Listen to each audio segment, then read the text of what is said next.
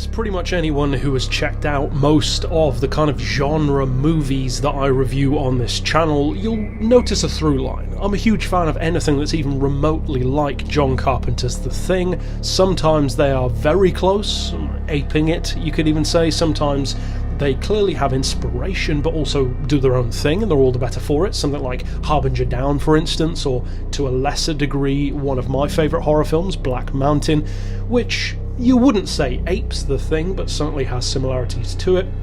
And of course there are others too, with varying degrees of success and quality. Now this movie, The Last Winter, is one that I went into with, I would say, more so hopes rather than expectations, because expectations indicate that you kind of have a bar that you want to hold the movie to, whereas hopes are more the feeling of wanting to be pleasantly surprised. And that was much more so the case for me, because this movie had a lot of potential. You've got Ron Perlman in a lead role. I'm a fan of the Hellboy movies, various other roles that he's had. It's also a pretty high profile name to have in a movie that isn't all that talked about, and the movie concept itself of having this group of people out in a snowy locale, it certainly sounds like there's potential there. Even if it's not like The Thing, it could be a similar enough movie to be good. So how did it turn out? Well, the fact that I'm reviewing it kind of tells you something, because of course I don't review movies that I would not recommend watching, so of course, again, as far as my reviews go, this is a good start.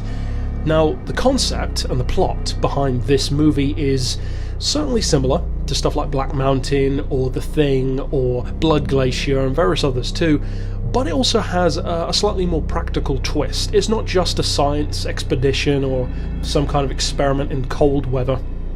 This is a much more economical driven movie because it's about oil drilling. That is what these people are there for. Now that's not to say they're all on the same page. The characters in this movie are not necessarily always friendly to each other, let's just say, but one of the things that I liked about how the movie was written and how it was, or how it played out really, is that the quarrels, the bickering, the disagreements between them feels very authentic. It doesn't feel contrived, or at least it didn't to me, because that's a very easy trope to fall into when your movie hinges on paranoia and mistrust between a small claustrophobic group of individuals, because at the end of the day they are supposed to be smart people. So if they immediately start just going to the baseline level of incompetence, then of course that's a badly written movie.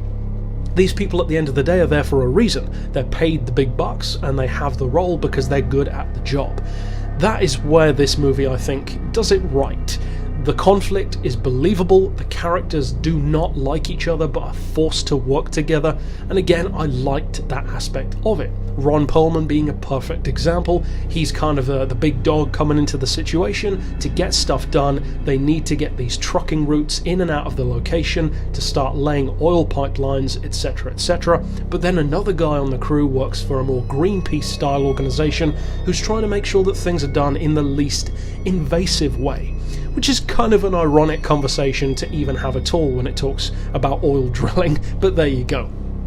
So they're one team, technically, but they're certainly not one mind. They are very much divided right from the start of the film, and of course a movie which preys on this idea of somewhere that you cannot get away from with people who you are not necessarily friends with is only expounded and expanded when those characters already dislike each other. Whereas in a movie like The Thing, for instance, as perfect as I think it is, a lot of the characters do already get on pretty well, and then the enjoyment in the movie is watching that break down. Whereas in this movie, they already don't like each other that much for the most part. They already have these little nagging things that annoy each other, or relationships between kind of a love triangle sort of thing, but you'll see what I mean when you watch the movie, which causes these rifts even before it starts to hit the pan. And again, I think that's a strong point as far as this movie goes. Now, how the story progresses, of course, without going too in-depth or without spoiling anything specific, a certain member of the team starts to feel kind of odd. He feels drawn to this outside area that's not really safe to go to, certainly not when he goes, how he goes, and going alone. in a very similar way to a movie which came out a lot later that I referenced earlier called Black Mountain, or sometimes referred to as Black Mountain Side, which is my second favourite horror movie ever. It's kind of mixed for some people. A lot of people don't put it on the pedestal that I do, but a lot of people do love it as much as I do. And in a similar way to that movie, this one has this kind of unseen driving force. And that's something which I think is a nice twist on this familiar setting, where it's not just a straight up monster or an alien or a mutant of some kind. It's more of an almost spiritual or supernatural threat that drives people on a more emotional or deep subconscious level. And I love movies that do that. Some of them do it really well. Some of them are my absolute favourites. Sphere is another perfect example. A lot of people don't seem to think that that movie's good. I personally love it. I love the novel as well. And I would say that this one does it well also. Now, that's not to say that this is a perfect film. And my scores, of course, are not going to be perfect either. But I will say that the things that I didn't like as much about the film were not massive. They were not game changers, they were not mood killers, they didn't make the film unrewatchable or unwatchable. There were just two things in particular. One is that there is some CGI used for the antagonist, and it's a little dated, let's say. Plus the design of the antagonist itself, which I won't spoil, but again, funnily enough, has a similarity to Black Mountain. It's a little goofy, or at least borderline goofy for me. I can see what they were going for, but it doesn't necessarily hold up all that well in terms of the CGI, especially at the end. And the ending of the movie in general makes a very abrupt change, an abrupt jump, if you will, which I get what they were going for, and it does have a certain kind of ending that I'm a big fan of. But at the same time, I think maybe it could have been done a little bit differently in terms of actually filling in the gap, because there's a very big jump of a certain kind at the end of the film, and maybe a little bit more time could have been spent on that. But apart from that, I actually really like this film. As I said, I had hopes for it, but they weren't necessarily that high. I was very pleasantly surprised. I like the production value. There's a certain point where there's quite a lot of damage done at the camp, and it looks very good. They didn't spare any expense when it comes to making this movie look as good as it wants to look, and that's refreshing, because with movies like this, you could easily take for granted the fact that you've barely got any people in a very simple location with a relatively simple plot for granted and keep the budget too low for its own good. That is not a mistake that you want to make. Having the excuse for a smaller budget means that you can allocate the budget to these more important things. And that is exactly what they do here, and I think it's to its benefit. Having good quality actors, a good cast in terms of how they work together, and good looking sets and effects certainly makes the overall package, I would say, very desirable as a film in terms of rewatchability in particular. Now, in terms of the actual scores that I'm going to give it, first of all, of course, we have the story and the plot, and for that I'm going to give it a 6. The reason why I'm giving it a 6, because for those who don't know, I give every movie a 5 out of 10 by default, even before I've seen it, because my scores work on kind of a pivoting scale. 5 is what a movie needs to be. If it goes lower than that, then it's under par, and if it goes higher, then it does better than it technically needed to, of course, all the way up to a 10. So me giving this one a 6 means exactly that. It wasn't baseline, it was above par, and I certainly think that the way the story was handled was above how good it could have easily been, or how mediocre a movie like this could easily have been. So I did like the story, not necessarily mind-blowing, but I enjoyed it. It was a good enough plot to keep the movie driving. The pacing was good as well for me. It was just that little bit of a jump at the end, which, as I said, I wasn't as much of a fan of. As far as the characters go, well, I'm actually giving it a little bit of a jump up to an 8, because I really liked them. I already mentioned that I thought the casting was good. Across the board, there are lots of people that you'll recognise. Not necessarily like A-list level across the board, but certainly good actors, that's for sure. And it's nice when characters are not just well portrayed by the people, but also well written, because you can have a great actor in an awful role, or just a boring actor with great lines, and both of those things can ruin the mood. In this one, I think they're well written. You don't always like everyone, and that's the way it should be. They feel like real people. Nobody is an absolute good guy or an absolute bad guy. That's pretty cool, I think. As far as the visuals, the effects, well, despite what I said about the CGI not holding up amazingly well, it holds up decently. It's not bad, I've certainly seen far worse, it's just more like okay. Apart from that, I love the rest of the look. I think it's well shot, I love the location.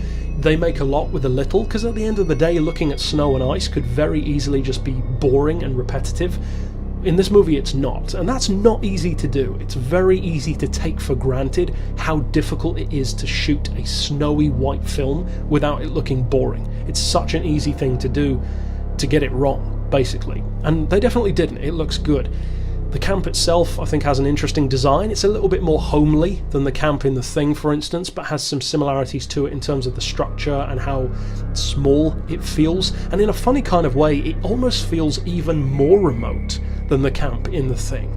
That camp feels like there's at least some life nearby, whereas this one feels just dead, because the area that they're on looks like flat in all directions, and it just gives it this wonderful feeling of, as I've mentioned before, one of my favourite feelings, what I call anti-claustrophobia, where you're in such a large open space that you still feel like you can't go anywhere. And it's the exact same feeling as being trapped in a small box. I love that feeling. I think it's gorgeous when it's portrayed well, and I think this movie does a good job of that. Then, as far as the audio design, the soundtrack, the music, well, for that I'm going to go back to another 6. It's a more measured score for me. I like the score, I like the soundtrack.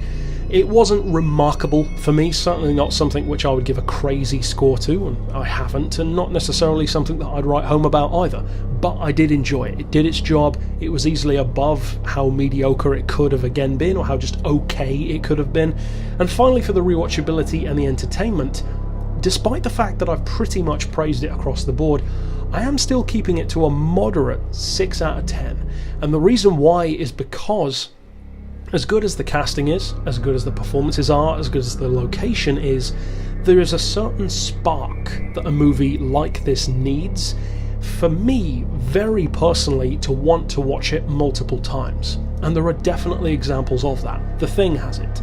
Black Mountain has it. Isolation, the straight-to-DVD Irish horror movie, that has it. Various others too, Splinter even. There's that certain spark of charm and character that these movies need to have for me to want to watch it again and again, to remember it, and to recommend it to other people. This movie I would recommend, but it's in more of like a general sense, almost like Blood Glacier. Like, I know that not everyone will like it as much as I did, but I think it's good enough to definitely recommend. And incidentally, I would say this is easily better than Blood Glacier was. So overall, as far as a tabulation of all 5 of those categories into my final score, I'm giving The Last Winter a very respectable 3.3 out of 5, which is of course a 66 out of 100 or a 6.6 out of 10.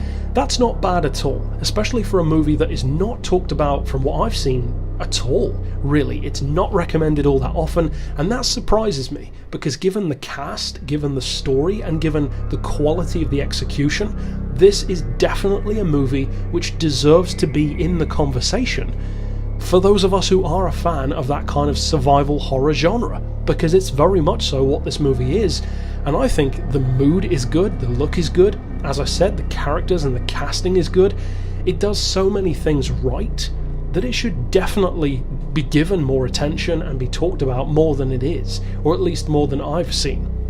So overall, those are my thoughts on this movie. If you haven't already checked it out, then definitely do so, especially if you're a fan of the kind of movies that I review. But that's it overall for this breakdown. Of course, I will see you guys next time, and for now, as always, thanks for watching.